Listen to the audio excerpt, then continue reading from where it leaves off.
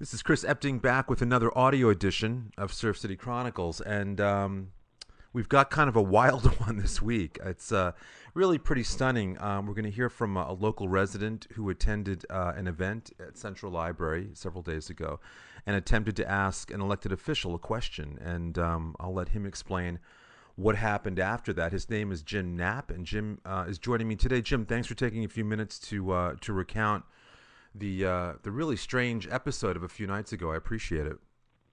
Yeah, thanks, Chris. I appreciate you having me. So, just we'll get a little background here. You have been publicly critical of an elected official here in Huntington Beach named Gina Clayton Tarvin, who is the board president, the trustee president of the Ocean View School District. And it's an election year, so obviously people are voicing a lot of comments on social media and whatnot. And you've been critical of her. There's been an issue lately with asbestos, which of course was a huge issue 2 years ago in 2014 in the district. The district recently opened a number of schools, and you've had some questions about whether or not the asbestos is really gone or not, right? I mean, that's what sort of prompted your focus on this official recently. Can you talk a little bit about that? Well, yeah, I heard that they were reopening the Lakeview School, and after talking with some folks that are employees of the district, I came to find out that actually the asbestos had not been completely removed from Lakeview School. And I think we've been lied to all along, saying that, there has been a full abatement, meaning complete removal of asbestos. And so last week on the 7th of September, I went to the Lakeview grand reopening, and I made a sign that said, "Never vote for Crooked Gina. There's still asbestos in this school," because she's the primary person that is representing these lies. Well, I want to add one thing, Jim. In full disclosure, I've reached out to the school myself with a series of questions about whether or not there is still asbestos, and have been completely stonewalled by the superintendent, Dr. Carol Hansen. I mean, she at first said she was going to answer the questions, and then wrote me back and said she was not going to answer them. And so I, along with a lot of other citizens, have questions about this situation. But not to interrupt you, but I want people to know on record that this question has been posed, and the school does not want to deal with it. Well, yeah, and that's true, because they have reports that are in their possession that say that there is still asbestos in Lakeview. And I was just surprised to hear that. And I'm not a politically active person. This is really the first time that I've kind of got into the politics side of things. And it's because I'm just a community member in North Huntington Beach. I went to Ocean View schools. Mm-hmm. My kids went to Ocean View schools. My wife went to Ocean View schools. And so I care about this community. And so after asking questions and not getting answers, it made me want to ask more questions. And the more I asked, the more I got labeled the troublemaker, and I didn't like that. Because I wasn't causing trouble. I was just trying to get to the truth. Well, I was going to say, to be clear, you've never made any overt threats or have posed any sort of physical danger. I mean, I just want to be clear and on the record. There's nothing in your background that gets to that, as I've seen, and you've never done that in person or private to any board members, correct? Absolutely not. Okay. Absolutely not. I just want answers to these questions, and I think as a member of the community, I have the right to ask these questions. I've spoken at public comments at the Board of Trustee meetings several times, and actually I volunteered a number of years ago to be on several committees. One was called an FPAC committee that dealt with the finance of the district, mm-hmm. and the other was actually the facilities of the district, and the other one was called a 7-Eleven committee that dealt with whether the district had surplus properties and whether those surplus properties could be sold. And actually was the chairman of both of those committees. So I have a little bit of history with the district and going through all this information that the district has. Now, these two committees are prior to the whole asbestos thing.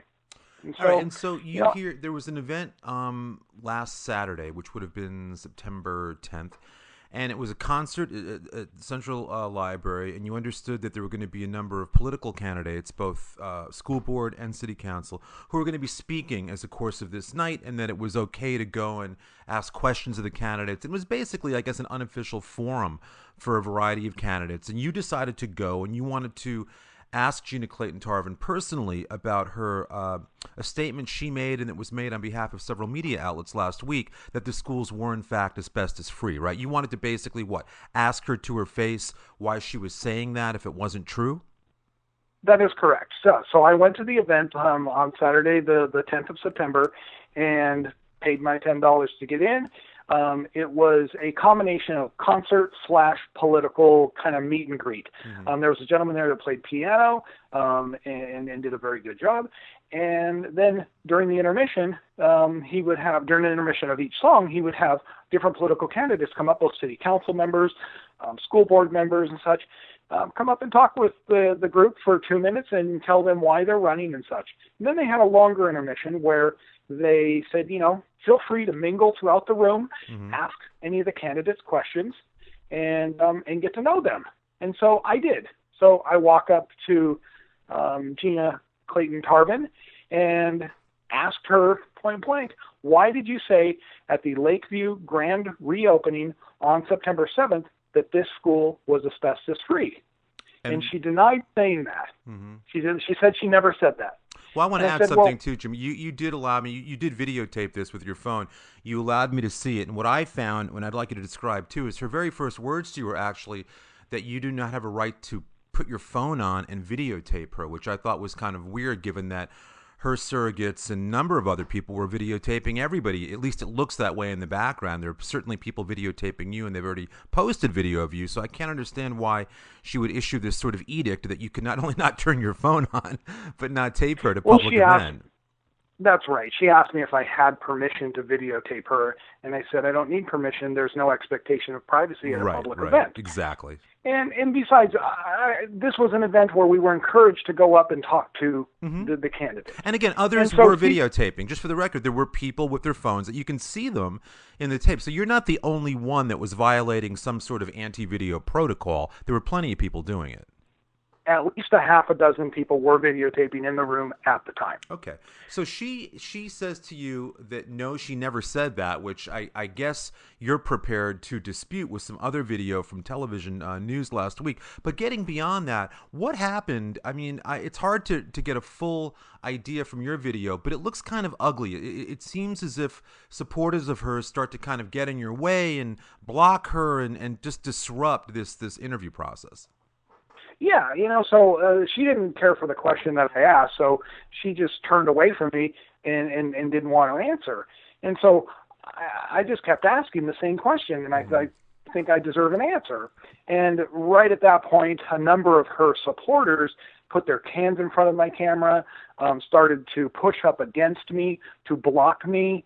One person said, fine, then you can film the back of my head. And I kind of jokingly said, well, it's a good thing you're short. And I just put my camera up higher. Now, Jim, one thing I want to get back to for a quick second. She did, technically she answered the question. She said that no, she didn't say that. But you wanted to have a deeper conversation, obviously, and I guess create some more accountability because it sounded as if you were going to bring up those news interviews, right? I mean, it didn't just end with her saying, no, I didn't say that. You had some evidence. It sounds like you were trying to make her aware of. Is that where the conversation would have gone had it continued, in your view? Yes, I had many more questions that I wanted to ask her about asbestos in the schools, whether it was ever a problem and whether it still exists as a problem. Okay. And she just didn't want to answer these questions. Okay. And so I merely maneuvered around the room in order to get a better vantage point to ask her different questions. And her supporters were blocking me, backing into me, and then claiming that I was touching them unwantedly and that we should call security. And so library security shows up and then asks me to leave. Which on your tape is actually on a tape that a group called the Comunidad has already posted, which you see the security come in and you see them take you physically out of the room. I think they actually do put their hands on you, if I'm not mistaken, but I'm not positive. But they seem to at least physically guide you out of the room while you're sort of mocked and jeered by those in the room. Right, and while this was a public event, it was, somebody did rent the room, the person playing piano, and it was their event. And so at that point, they asked me to leave, and so I politely left the event. Now, I just went outside and, waited for Gina, Clayton, Tarvin to come outside and thought I'd continue my questioning out there. You mean once the event was over, at the end of the event? I didn't know if she was going to stay for the entire event or not. So I just figured, well, it's probably only about an hour left in the event, so I'll just wait outside in a public space. So at that point, I talked to the library security, which they told me that you're now trespassing. Well, I saw that on your video too, which was strange because you're out. I know exactly where you were standing in the driveway, and I think they say to you that area was actually reserved by the person having the event, but I don't think you. I mean, you reserve the room. I mean, that's you don't get to reserve the exterior of the library. I don't think there's an extension. I refuted the library security person who works for the city of Huntington Beach's claim that this is a part of the event. And I said, you can't rent out the entire outside of the library. And I asked for his name. He would not give me his name, and he walked back in. I'd like to see the rental agreement that this person did rent out and find out exactly where did they rent out. So I moved up onto the sidewalk a little further up and waited for, the school board president to come out. And as she started to walk out, I started to ask her and videotape about asbestos in the schools, and I just wanted to have a conversation. How far away from you? I asked her about how far away from her were you, Jim, at that point? Probably about 50 feet. Okay, so you're not in her face. I mean, not at all. No, I was a reasonable distance away from her. Okay. So then she went back in. She turned and went back into the library, and then I waited a little while longer, thinking that she's going to come out eventually, and then all of a sudden the Huntington Beach police show up and said that she had called them. One or two officers? Two officers showed up. I talked to both officers first. And they told you that she specifically had called them? Not her specifically, but that they had been summoned by somebody. They were called by the people in the library, whether it was security guards actually called them or Gina called them. But obviously she had to have been involved on some level, because if she went back in the library, she had to have at least, if not made the call, alerted somebody who made the call, because nobody else would have known that she needed, I guess, protection? I mean, what were the cops telling you when they showed up? I don't know. I wasn't threatening. I never said anything threatening. I never raised my voice. Mm-hmm. I'm simply asking a public official some questions in a public venue. Well, what did they say to you? When the cops showed up, they must have said to you, they must have known what was going on, or at least been given a version of what was going on. What did they say to you when they arrived? They said that they were at a report of a disturbance here at the library. And I said, look, there's no disturbance. I'm simply here asking a public official some questions in a public venue. I was asked to leave the event, and I did leave the event, and now I'm out in the public. And I'm just simply waiting for her to come to her car so I can ask her my question. And they said, okay. So they went. One officer stayed outside with me. Another officer went inside and talked with her and her supporters. And then about 20 minutes later, that officer came out, and both officers talked to me and said that there's three things that they're claiming. One is trespassing. But you bought a ticket. Which I bought a ticket, and I paid for my way in. And then also, when I was asked to leave, which is called giving notice, once I was given notice, I left the event. And so there is no trespassing if you leave once you've been given notice. And so I kind of said, well, that's kind of a BS claim. And so then the second one was that I unwantingly touched people in the event. And I said, look, officers, I'll show you the video. I didn't touch anybody. They touched me. They backed into me. And I offered to show him the video, and he said, nope, don't want to see it. So I said, okay. And he said the third one, which is the biggest one, is said that I was falsely imprisoning her by keeping her in the library. Now, keep in mind, I never got within 50 feet of her outside the library. I don't know if people know. False imprisonment is actually a felony. It's legal definitions. I just looked it up here. As false imprisonment is a restraint of a person in a bounded area without justification or consent. Common law felony, and a tort, it applies to private as well as governmental detention. So she was claiming that you actually falsely imprisoned her within the library by asking her a question on the outside. That's what the police officers were saying. There was nobody else in her group that I would have been, quote unquote, falsely imprisoning. And you didn't touch anybody deliberately. You didn't put your hand on anybody. You did nothing in the way of deliberately touching somebody. In one of your videos, it does seem as if somebody has backed into you, which I thought was kind of interesting in blocking you. I don't know if it was deliberate or or accidental. Oh, it was deliberate. They were backing into me and blocking me. And in fact, I went to great lengths to actually walk out of a row of chairs while in the event and down another row of chairs so I could get away from that person so they would not back into me. So you're being accused of basically assault and false imprisonment by an elected official for asking a question about asbestos. At that point, yes. And the officer said, "Look, we just want this whole thing to go away." Now, the officers handled it super professional, great guys. And you know what? They wanted to get back to real police work. Listen, and, I have to tell you, they've been through this before. A number of us a few months ago had been tired of being told over and over by supporters of this school board president, hey, quit complaining and start going to a board meeting and asking questions. We said, great. So a number of us said we were going to go. We went, and we were greeted by an HBPD officer who was there, who I later learned was there at the request of the superintendent and Gina Clayton Tarvin, who supposedly told the HBPD that they were in fear of their safety. Like you, we were there to ask a few questions. I mean, no more or less, calmly, professionally, and then we walked out.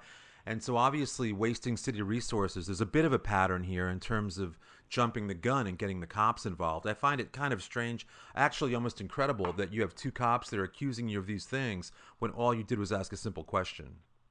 Well, and it's also an intimidation factor. It's like as if if we station police officers at the voting booth, a lot of people might not go vote just out of the intimidation factor. And that's exactly the tactic that she's taking on this, is to intimidate people, to say that, I'll call the cops on you. And I even told the police officer, filing a false report with the police is a crime. Mm-hmm. I go, none of this is true. I go, have you thought about pursuing that? You know what? The Huntington Beach Police Department I have a great deal of respect for, and they were just, like I said, out there doing their job, and they wanted to get back to real police work. I actually asked the officer, would you please escort her to her car? I will stay a reasonable distance away while I ask my questions. I just wanted to ask my questions. And he said, nope, not going to happen, for whatever reason. And at that point, I viewed the officers as kind of a referee in a game. Yeah. No matter how much you complain about the call, they're not going to change it. They had made up their mind, and so I decided, you know what, this is just fruitless. And by the way, I said, well, I'm just going to wait out here. And he said, you know what, if you wait out here past 10 o'clock, we will cite you for being in the park after hours. And now this is at 7 o'clock, and I didn't want to wait 3 hours. Of course. And so I just said, officers, thanks for coming out. Have a good night. And I went home. Jim, you weren't just almost in real jail, but you're also currently in Facebook jail by criticizing Gina Clayton Tarvin in social media forums as well. And it's not the first time it's happened to you or others, myself included. Do you start to feel, right now, you'd made a comment about her, and you've been banned for 30 days now. You're in the middle of this sentence. Do you think it sort of lends itself to a pattern of shutting down freedom of speech, of expression, and things like this? Before, I got involved in this whole issue, my extent on Facebook was pretty much view only. Mm-hmm. Every once in a while, I would comment on someone's funny cat video or something. I wouldn't really comment on a bunch of stuff. And it's only until I started to comment on Gina Clayton Tarvin and her goings on at the Ocean View School District that my Facebook account has been suspended. And it's basically now it's only view only. If I try and comment on something, right, it'll say, your account is suspended. And apparently the way it works is they just keep reporting you to Facebook for violations of what Facebook calls as their community standards. And they do it enough times, and the system automatically suspends your account. And when you say they, you mean supporters of Gina Clayton Tarvin, obviously. Yeah, I don't know whether it's Gina herself, which is entirely possible because she has the most to gain out of, let's say, my account being suspended. But it may be others that are aligned with her that are doing it. I imagine that Gina is smart enough to have other people do her dirty work so that way she can keep her fingers clean. What comment was it, do you believe, that got you suspended this time for a month? I've called her Crooked Gina from time to time, and I think that's the comment that got us suspended. Crooked Gina. That's it. You called her Crooked Gina. That's I think the phrase that got me suspended. Now, if that's the case, then I think Donald Trump's Facebook account should have been suspended a long time ago for calling Hillary Clinton Crooked Hillary. Well, like you say, she's clearly, I think to a lot of people realize there's a coordinated effort to silence a number of voices in the city. And there's a pattern, a deep pattern, and tons of evidence of these things as we head into an election year. Are you going to, finally, Jim, are you going to keep up the fight? Has this intimidated you? It had to be very upsetting to be victimized like this and to be accused of these things that could put you in jail. Where are you at now? Are you going to continue the fight? How has this whole thing made you feel? Oh, it's emboldened my cause even more. I want the answers to the asbestos questions. And she is the Pied Piper of the school board. She's the one with the answers. No, none of the other school board members have the answers. It's Gina has the answers. And I think as an elected official, she owes us those answers. Jim Knapp, thank you very much. Thank you, Chris.